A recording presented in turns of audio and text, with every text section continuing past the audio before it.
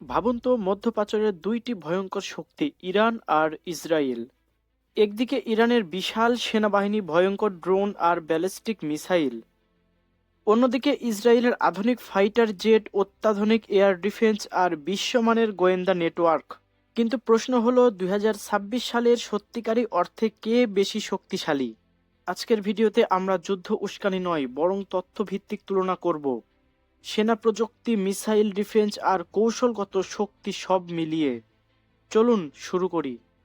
Video শুরু করার আগে বলে রাখি, এই ভিডিওর উদ্দেশ্য কারো বিরুদ্ধে ঘৃণা ছড়ানো নয়। এটা শুধু তথ্য ও বিশ্লেষক ভিত্তির সামরিক তুলনা, যাতে সাধারণ দর্শক সহজে বুঝতে পারে বর্তমান পরিস্থিতি। তাহলে চলুন প্রথমেই দেখি ইরানের সামরিক শক্তি। ইরানকে বলা হয় মধ্যপ্রাচ্যের সবচেয়ে শক্তিশালী আঞ্চলিক সামরিক শক্তিগুলোর একটি। কারণ ইরানের শক্তি শুধু সেনাবাহিনীতে না, ইরানের শক্তি মূলত মিসাইল আর ড্রোন প্রযুক্তিতে। এক, সেনা সংখ্যা ও স্থল বাহিনী। ইরানের সবচেয়ে বড় সুবিধা হলো মানব শক্তি। ইরানের নিয়মিত সেনাবাহিনী এবং বিপ্লবী গার্ড বাহিনী মিলে বিশাল পরিমাণ সৈন্য রয়েছে। এরা দীর্ঘদিন ধরে পরিস্থিতিতে প্রস্তুত, বিশেষ করে পাহাড়ি ও মরুভূমির যুদ্ধে কৌশলে। মিসাইল শক্তি ইরানকে সবচেয়ে ভয়ঙ্কর বানিয়েছে তাদের ব্যালিস্টিক মিসাইল প্রোগ্রাম। অনেক বিশ্লেষকের মতে মধ্যপ্রাচ্যের সবচেয়ে বড় মিসাইল স্টক ইরানেই। ড্রোন আর্মি, ইরানের ড্রোন যুদ্ধের নতুন যুগ শুরু করেছে। তাদের ড্রোনগুলো নজরদারি, আক্রমণ এবং দূরপাল্লা হামলার জন্য ব্যবহৃত হতে পারে। বিশেষ করে ইরান স্বল্প খরচে প্রচুর ড্রোন তৈরি করতে পারে, এটা তাদের বড় স্ট্র্যাটেজিক সুবিধা। নৌবাহিনী ও হরমুজ প্রণালী, ইরানের আরেকটি শক্তিশালী দিক হলো হরমুজ প্রণালী। এই পথ দিয়ে বিশ্বের বড় অংশের তেল পরিবহন হয়। ইরান ছোট কিন্তু কৌশলগত নৌবাহিনী দিয়ে এই এলাকায় বড় চাপ তৈরি করতে পারে। ইরান তাই মূলত শক্তিশালী মিসাইল, ড্রোন এবং ভূখণ্ড ভিত্তিক যুদ্ধ কৌশলে। কিন্তু এবার আসি ইসরায়েলের শক্তিতে।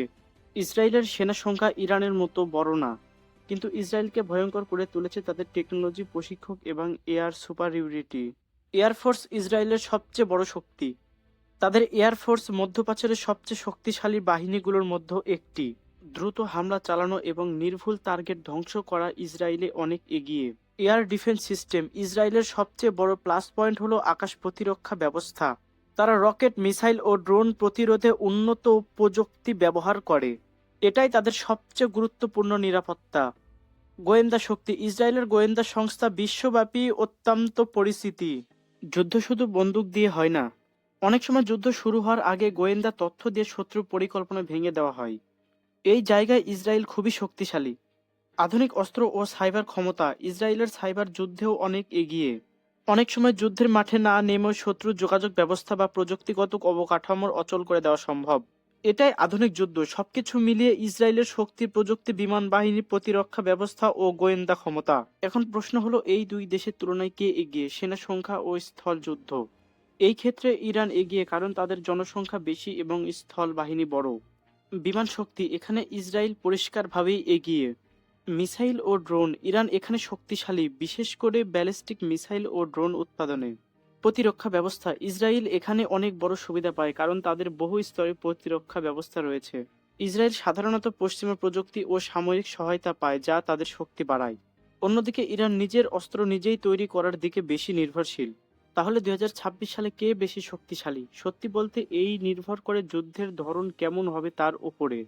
ইরান শক্তিশালী মিসাইল ও বিশাল বাহিনীর কারণে ভয়ঙ্কর, আর ইসরায়েল শক্তিশালী প্রযুক্তি, বিমান বাহিনী ও ডিফেন্স সিস্টেমের কারণে আধুনিক ও কার্যকর। এমন আরও তথ্যভিত্তিক ভিডিও পেতে এখনই চ্যানেলটি সাবস্ক্রাইব করুন।